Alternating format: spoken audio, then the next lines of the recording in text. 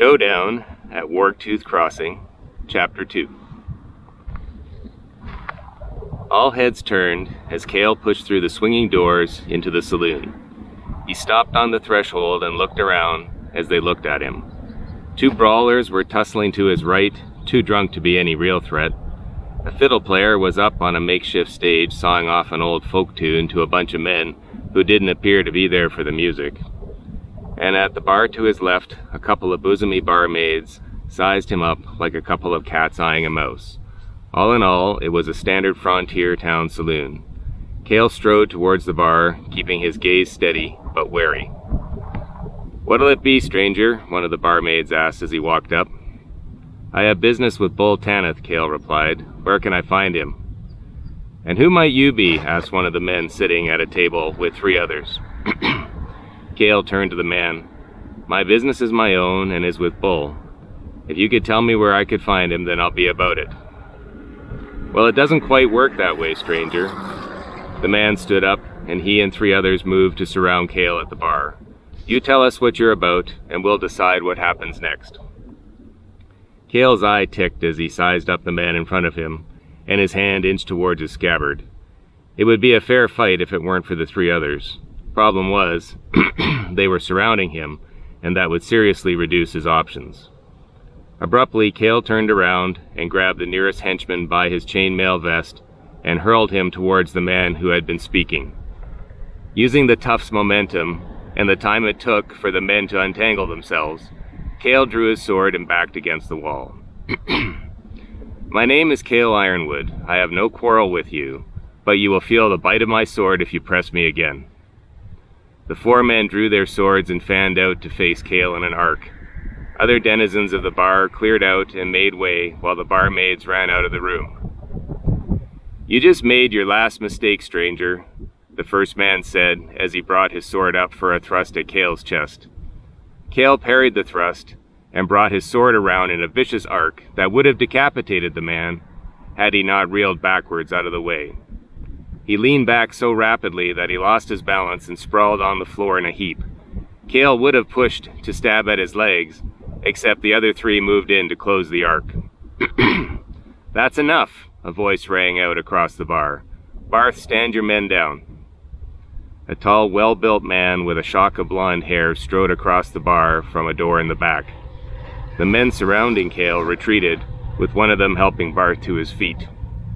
They glared menacingly yet warily at Kale as the tall man came up. "Kale Ironwood, as I live and breathe. Boys, put your swords away and be a little more hospitable to our guest." The men began to sheathe their swords grudgingly. "Kale, you'll have to forgive them. They're a little touchy, this being the frontier and all. Will you sheathe your sword and have a drink with me? I'm a bit curious as to what brings you to my little town." Kale took a last look at the men and decided that the best play was to do as Bull asked. He slowly sheathed his sword while watching the men. They dispersed and went back to their table while Bull came up to greet him with a handshake. "Kale Ironwood. Quinn." Bull turned to look at one of the barmaids that had returned. "Two of our best ales right away." Turning back to Kale, who he still held in a firm handshake, he asked, "It's been a long time since the war. So what does bring you here?"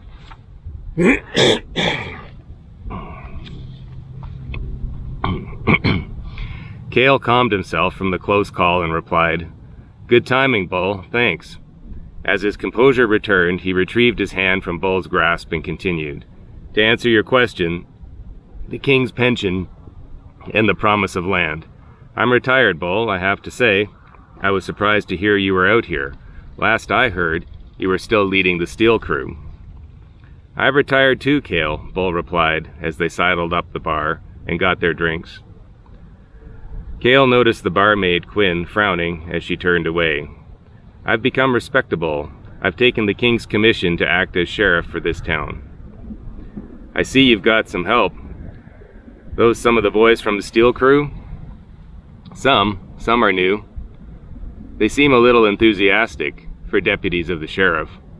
"Well, they do take pride in their work." "Really? And just what is their work?" Bull set his mug down and favored Kale with a long glance. "You haven't changed much." "No, I suppose not. Kale took a long drink, then gazed back at Bull. Look, I'm not here to get in the way of your good thing. I was just looking for the land office to register my claim. As I came into town, a fellow named Eris told me you were the man to see. Ah, yes, Eris. That's not all. He was being attacked by 3 scalies. War's over, Kale. You mean 3 Toth. Whatever. They sure as hell weren't holding to the peace treaty. They would have killed Eris if I hadn't intervened. Intervened, you say? Yeah, I killed one of them and the other 2 got scared off when Eris cast some kind of fire illusion spell. Not bad for an academy boy. Yes, he certainly has his uses. So what gives? Kale, my job here is to keep the king's peace. I'm supposed to do my best to make sure the war doesn't start up again. My counterpart is a Toth chieftain named Sliggeth. I can guarantee that those Toth weren't attacking on his orders. It wouldn't have mattered much to Eris in another few minutes. I mean, I'll be homesteading around here. Do I need to keep watch for raiding scalies? The king very much doesn't want this conflict heating up again, Kale, Bull stated as he took a long pull of his beer. Truth is, I don't think the royal treasury is as flush as it once was. I also think he has other fish to fry back at the palace. Like I say, I'm here to keep the king's peace. If they can't kill scalies, then it looks like your boys were pretty keen to roust a fellow human, if you don't mind me saying. I do mind, actually. Kale set his mug down and turned towards Bull. He tensed slightly, but kept his gaze steady. He looked around the bar beyond Bull, and saw Bull's men eyeing them carefully and preparing to get up again. Even the barmaids were finding work to do at the other end of the bar. Kale turned back to the bar and emptied his drink with one gulp. Okay, Bull, no problem, he said, setting the mug down. How about we get down to business, and you let me know how I can claim my land. I have my pension papers with me to make it all legit. Bull's shoulders settled back, and he too finished his beer. That's just fine, Kale. I usually don't do business this late, but for an old war buddy, I'll make an exception. Come back to my office where I keep all the survey papers. Fair enough, Kale replied as he moved to follow Bull across the bar to the same door in the back from which Bull had emerged before. Bull's office was well appointed for a frontier town. A large mahogany desk sat opposite the door with real glass windows behind. A tapestry of a battle involving the steel crew hung on the wall to the right, beside a rack that held Bull's armor and weapons. The chainmail was shiny, and a well-oiled bastard sword gleamed beside it. To the right was a table stocked with various liquors to which Bull walked. Can I offer you a drink? Whiskey? Sure, Kale said, looking around the room. Bull handed him a tumbler with the whiskey, poured one for himself, then sat behind the desk. Kale sat opposite in a chair facing him. Kale reflected that the whiskey was pretty good as he had a sip. Everything in the office was pretty good. This is pretty good, Kale remarked as Bull started rummaging around his desk. Well, it is a living, Bull answered as he retrieved a ledger and a scroll that unrolled to a map. I didn't imagine you'd leave the steel crew behind. What happened there? Oh, you know, things change, people change. I suppose. Your band was well known for its effectiveness, though with questionable methods. I thought you were one of General Wren's favorite group of auxiliaries, which is why you got away with so much. I can't imagine why you'd leave when you had such a good thing going. Bull settled back in his chair, sipping his whiskey, looking sideways out the window, and said, The war was starting to wind down. Honestly, we were getting known for being a little too good at what we did. I figured that the War Council would start to see us as a threat, so I decided to take the band north for a while and lay low. North? Yes, I figured we could make a good run at the caves. The Caves of Janxrathra? Really? I thought all the stories were bullshit made up to generate revenue for Cave Town in the area. What could bring you there? At first, just a place to lay low and blend in. There are a lot of mercenaries and drifters around there, as you can imagine. But then we actually decided to take a look for ourselves. I mean, there were fortunes of gold coming out of there, and even wilder stories, so why not? What did you find? That a lot of the stories are true. There are horrors in there that are beyond imagining. True, we did secure a sizable fortune, but out of a band of about 30, we lost at least half our members. Half? Dead? Mostly. Others just deserted. I had a core group of loyal followers left, but every time we went down, we risked losing someone else. But we needed gold from the caves, since we weren't working otherwise. It wasn't sustainable. I remember some of your crew. It's hard to believe anything could defeat them. Go see for yourself sometime. Anyway, that's when I heard about what the king was trying to do here. I pulled on some old connections, gathered what was left of the crew who wanted to come, and set up shop out here. Kale took another sip of whiskey. It was smooth, but it burned all the way down. And what is the king trying to do here? Just keep the peace, Kale. And how's that working so far? We fought the Scalies hard and pushed them back into the plains. We should have kept going and wiped them out. Problem solved. But then the king stopped and signed a treaty. Now he wants the land settled so we can keep the territory we gained. But he doesn't want to spend the money on troops, so he just uses settlers. From what I saw earlier, the Scalies will be eating them for breakfast, literally. And now here I am too, right in the middle of it. It's not that bad, Kale. Me and my boys hold our own here. Plus, I've got things worked out with Sligeth. You've worked things out with a Scaly, a beast that wants you and your kind dead and off the plains. How exactly does that work? Oh, you'd be surprised. Or maybe you wouldn't. Scaly, human, elf, dwarf, ogre, it doesn't matter. Money is the universal language. Money? Just what is it you've got going on here? Surely the king's treasury isn't big enough to pay off Scalies into giving up their land. No, it isn't. We're kind of on our own here, actually. Bull was interrupted by a knock on the door. The door opened slowly and Barth poked his head in. He inclined his head and Bull invited him in. Barth walked over to the desk and bent over towards Bull to whisper something in his ear. He kept at it for some time, then Bull nodded and said, "That's fine, just let me know when." Barth exited the room, favoring Kale with a grimace. What was that all about? Oh, the business of running a frontier town. Honestly, Kale, the work never ends. Wouldn't have figured you for a bureaucrat. Me neither, yet here we are. Now let's see about your claim. May I see your pension papers, please? Kale retrieved the small sealed scroll he'd kept in an inner pocket of his jacket. It was a little worse for wear, but intact. Bull inspected the seal, then broke it off and unrolled the parchment. He read it over carefully, then turned to the map. Everything looks in order, Kale. I can get you one of several decent parcels of land where you can make a good go of it, if farming is going to be your new calling. What do you have? Kale stood up and moved to look over the map. Come around to this side and take a look, Bull replied, moving over to allow Kale to stand to his right behind the desk. There's this particularly nice lot that has water access from the river and a useful hill overlook. It isn't too rocky or too dry, but it is a ways out of town. There are some others that are closer, but that would be my recommendation. Kale bent to look over the map to see for himself what Bull was talking about. There was another knock at the door. Barth walked in, but he was followed by two Toth, the first wearing an elaborate headdress. Kale glanced up, did a double take, then reached for his sword, only to find Bull's hand on its pommel, preventing him from drawing. Kale brought his left hand up to push Bull away, but Bull caught it and shouted, "Kale, stop!" What the hell is going on here, Bull? Kale demanded as he stood locked with Bull, and both of the Toth fully entered the room, followed by the additional henchmen. That is Sligeth, the chief of the local Toth. You let Scalies into your office? Upon hearing this, the Toth with the headdress hissed. As I said, we keep the peace together, and it seems that there's been an incident. Now I need you to stand down. Bull stared intently at Kale, who returned the look with equal measure, though his eye ticked irritatingly. Then Kale looked around the room and relaxed his hold. Bull followed suit, and they disengaged. Sligeth and a few of his tribesmen are in town for some business with me. It just came to my attention that he has a complaint to make, Bull began. I thought I would hear it right away, since luckily you are right here. Me? What do I have to do with it? Let's find out.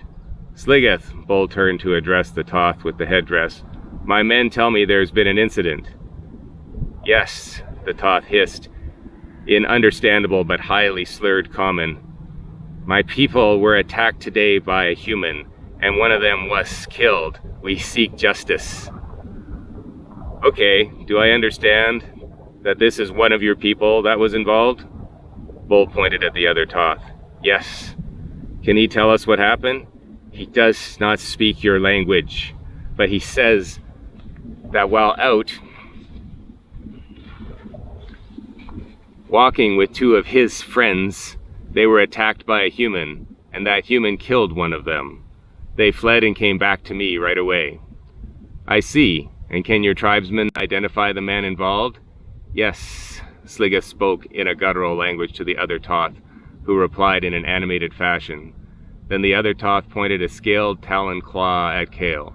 He says that the human beside you is the one. Kale looked closely at the scaly pointing at him, but couldn't be sure he was one of the group involved earlier. But then again, they very much all looked alike. He started to speak, but was interrupted by Bull. You said earlier that you killed a Toth today in an encounter, yes? Sure, but I was defending Eris. They were going to kill him. What does your tribesman say to that, Sligeth? He says that the human attacked them without cause.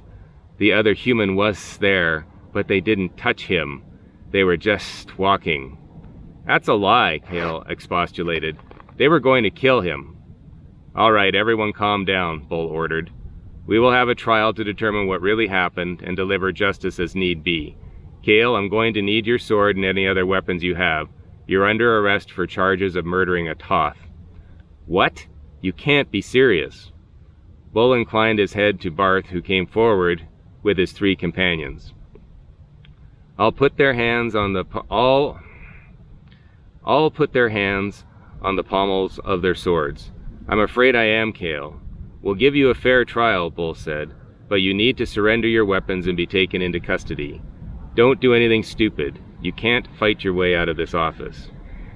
You were always an asshole, Bull, but even you wouldn't sell one of your own kind down the river for some scaly. It's a little more complicated than that, Kale. Now please relinquish your sword. I give you my word you won't be harmed. Seeing little choice in the matter, Kale drew his sword slowly and handed it hilt first to Bull. He was immediately surrounded by the henchmen. Barth faced him with a grin and roughly searched him, removing his spare dagger that he had strapped to his left leg.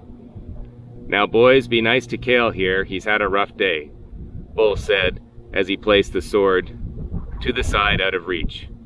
Take him to the jail and lock him up, but see to it that he's brought some supper and water. Bull turned to Sligeth.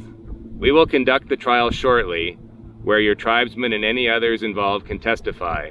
As you can see, I've taken the one you pointed out into custody. Is that acceptable?